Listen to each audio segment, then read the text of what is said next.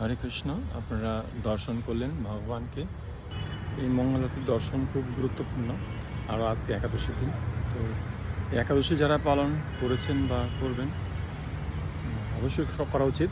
তো শাস্ত্রে বর্ণনা করা আছে যে এই একাদশী আমাদের মহাপুণ্য প্রদান করেন এবং সমস্ত আমাদের যে পাপ হারিণী এবং মুক্তিদায়িনী এবং বাজপেয় যজ্ঞের ফল লাভ হয়। হরি বল।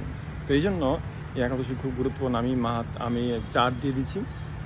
তো যারা আমার সাথে যুক্ত আছেন তারা পড়ে নেবেন অবশ্যই এবং সবাইকে জানিয়ে দিবেন, কেননা এই একাদশী মাত্র পড়লে এবং শুনলে তাদের ভক্তি লাভ হয় এবং ভগবান বামনদেবকে যদি কেউ পূজা করে তাহলে তিনি তিলও পূজিত হন এবং ভগবান যে বিষ্ণু যদি কেউ অর্চন করে তাহলে সে বিষ্ণু লোক প্রাপ্ত হয়।